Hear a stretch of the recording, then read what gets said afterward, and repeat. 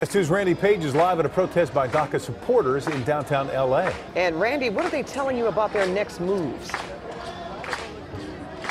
Well, they are actually trying to figure that out at this minute. In fact, trying to let all of it sink in. We were expecting a large crowd, and here it is. This is by far the largest crowd we've seen so far in the past few days. It also appears to be a real call to action, where the real impact of this decision is beginning to set in, and now they're trying to figure out what kind of options may be available, knowing that it is now in the hands of Congress to try to make a determination as to how they can take care of these people who are fallen to the so-called DACA program. One of those so-called dreamers is with us now. Sean Tan is a graduate student at UCLA. He hopes to be a state legislator one day.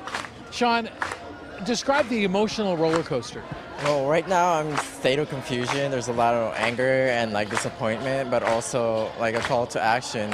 I want to change and help make a change in this country. One more quickly. I know that the notion of deportations could be a long ways off, but a more immediate concern, would you say, involves losing your job, your health care, and your student status? Most definitely. I worry now that if I can continue my education, and for most people, if they can keep their jobs.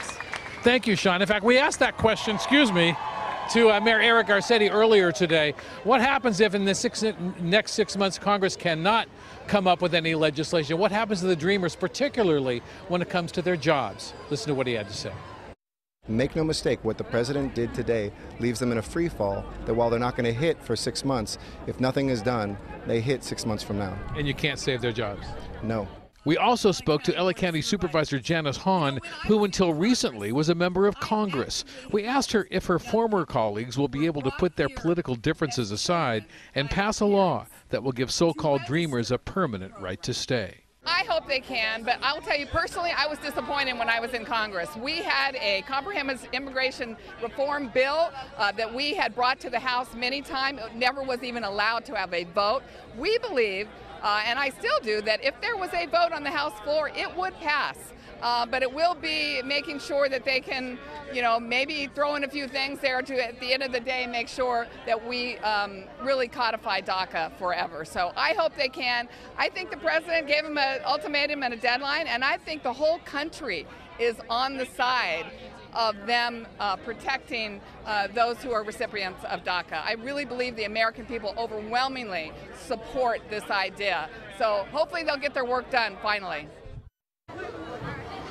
Well, you won't find any disagreement in this crowd. Clearly, the ball is now being handed to members of Congress, and the hope is that the voices here will be heard and some kind of permanent resolution can be had for all of the people who are counting on being able to stay here. Let's go back to you.